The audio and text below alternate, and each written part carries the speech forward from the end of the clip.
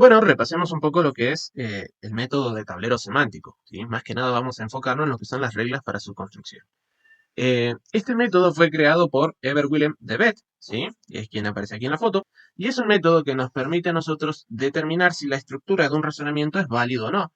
Recordemos que nosotros estábamos trabajando de forma general con esta estructura, donde el antecedente del condicional es una conjunción de dos o más premisas, ¿sí? O a las cuales también le podíamos llamar hipótesis, ¿sí? Mientras que el consecuente del condicional era simplemente la conclusión o tesis a la que debíamos llegar, ¿sí? Bueno, para poder aplicar el método de tablero semántico, lo único que necesitamos hacer es negar el condicional. Es decir, de esta forma nos preguntamos, a ver, ¿cuándo es falso mi condicional? ¿Sí? Y eso se va a dar cuando mis premisas sean verdaderas, pero mi conclusión no lo sea, ¿sí? Si se cumple esa relación, lo que va a suceder es que toda esta conjunción va a ser falsa y en consecuencia el conjunto que se obtiene de esas fórmulas se dice que es insatisfacible. Vamos con las reglas de descomposición, ¿sí? Cuando ustedes buscan en bibliografía, se van a encontrar que se hace mención a reglas de tipo alfa, tipo beta y de doble negación. Si bien es interesante por ahí conocer un poco la clasificación de las reglas, nosotros vamos a hacer más énfasis en la aplicación de dichas reglas de descomposición. Vamos con la conjunción. Algo que vale la pena aclarar aquí antes de avanzar es que en la mayoría de las bibliografías de lógica proposicional, cuando se habla de una estructura o de una fórmula en forma general, en lugar de usar proposiciones específicas, se suele utilizar las letras del alfabeto griego, ¿sí? Entonces aquí tengo una conjunción formada por dos proposiciones, cualquiera, ¿sí? Bueno, si miramos la tabla de verdad de la conjunción, podemos ver que la conjunción es verdadera únicamente cuando las dos proposiciones que la conforman son verdaderas, ¿sí? Como hay un único caso, yo voy a descomponer mi conjunción en serie o vertical, ¿sí? Pongo una proposición y luego pongo la otra. Vamos con el otro caso, cuando mi conjunción es falsa. Esa es la pregunta que nos hacemos. Pues, si vamos a la tabla de verdad, vemos que basta con que al menos una de las dos proposiciones sea falsa para que la conjunción sea falsa. Si nos queremos guiar por lo que serían las equivalencias lógicas, bueno, tendríamos que aplicar la ley de De Morgan y sabríamos que la negación de una conjunción es lógicamente equivalente a la disyunción formada por la negación de cada proposición, ¿sí? Como tenemos una disyunción, descomponemos en paralelo, ¿sí? O, como les dije anteriormente, si hay más de un caso, descomponemos también en paralelo. Algo para aclarar es que la conjunción es considerada una fórmula del tipo alfa, precisamente porque se descompone en vertical, y la negación de la conjunción es considerada una tipo beta, debido a que se descompone en paralelo. Vamos con la disyunción, también fórmula del tipo beta, ¿sí? Y si nosotros nos hacemos la pregunta de cuándo es verdadera la conjunción, y vamos a la tabla de verdad, vemos que hay más de un caso en el que la disyunción puede ser verdadera. Pues basta con que una de las dos proposiciones que la conforman sea verdadera. Por tal motivo, esta disyunción se descompone en paralelo. La negación de la disyunción es una fórmula de tipo alfa, ¿sí? Se descompone en serie, ¿sí? Y la pregunta acá es, ¿cuándo es falsa mi disyunción? Pues mi disyunción va a ser falsa, obviamente, cuando las dos proposiciones que la conforman sean falsas, ¿sí? Por eso es que al descomponer en vertical, fíjense que cada una de las proposiciones que conforman esa disyunción también son negadas, ¿sí? Otra forma de explicar esto es mediante la equivalencia lógica. Tengo la negación de una disyunción. Pues por ley de De Morgan, yo sé que eso me va a quedar equivalente a la conjunción entre la negación de la primera proposición y la negación de la segunda proposición, ¿sí? Y como vimos en la primera regla, la conjunción se descompone en serie. Vamos con el condicional. ¿Qué me dice la tabla de verdad en relación a cuándo es verdadero? Pues fíjense que hay tres casos, ¿sí? Si nosotros quisiéramos resumir la cantidad de casos en la que el condicional es verdadero, podríamos recurrir a lo siguiente. Primero, identificar que el antecedente puede ser falso, ¿sí? Fíjense que en el caso en el que el antecedente sea falso, mi condicional es verdadero.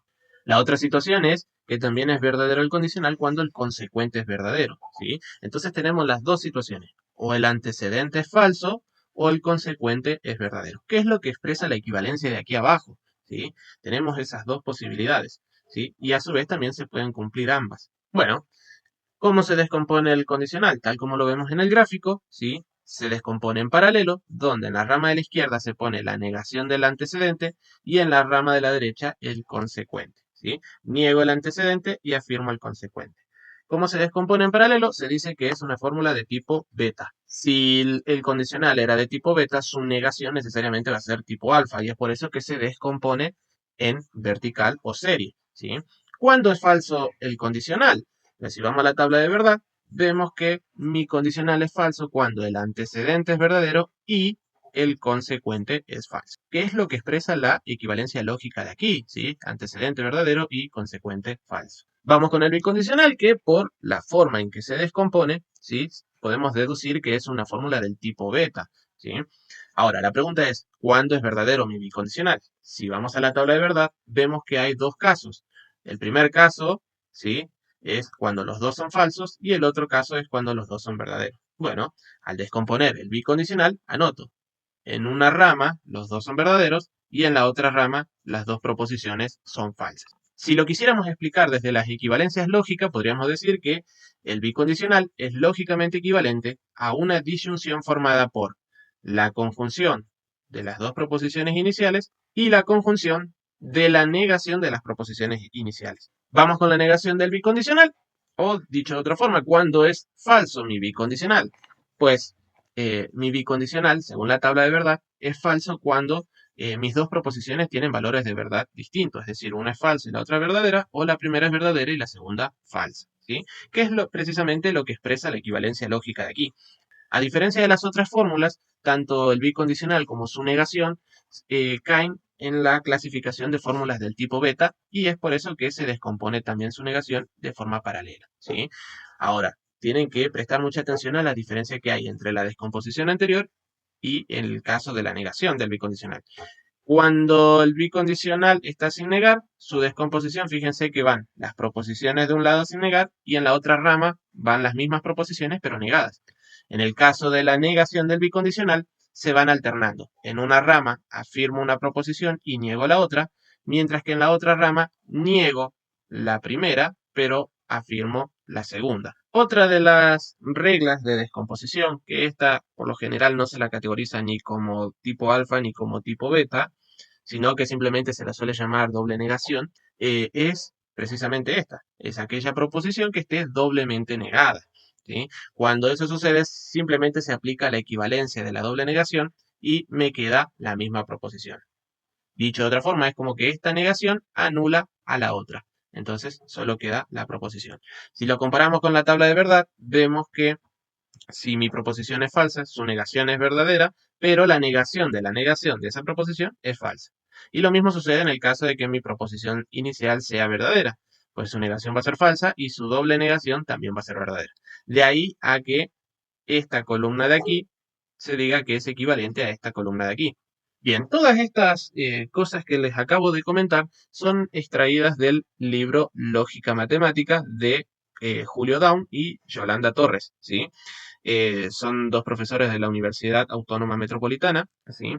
Y ellos escribieron este libro que aparece aquí y el cual ustedes lo tienen en la bibliografía, ¿sí? Es un libro por ahí muy técnico para la forma en la que estamos trabajando nosotros, pero es muy relacionado y basado en lo que es las ciencias de la computación, ¿sí? Por ahí si les interesa profundizar en conocimiento, los invito a leer este libro. Estos autores en dicho material nos dejan tres recomendaciones, ¿sí? Cada vez que queramos hacer el tablero semántico, apliquemos estas recomendaciones. La primera nos dice que introduzcamos la negación de lo que sería la conclusión.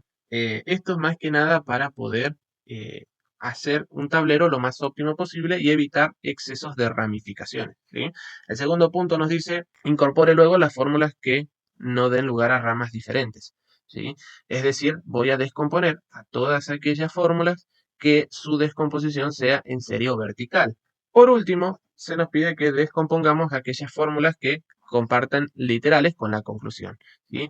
Todas estas recomendaciones son más que nada para acortar el proceso de construcción del tablero semántico y en lo posible tratar de identificar aquellas contradicciones que surjan lo más pronto posible. ¿A qué se llama contradicciones cuando se está construyendo un tablero semántico? A que en una rama yo afirme un literal, ¿sí? Pero en el desarrollo de esa misma rama niegue ese mismo literal, ¿sí? Ya lo vamos a ver con los ejemplos para poder profundizar mejor en estos detalles.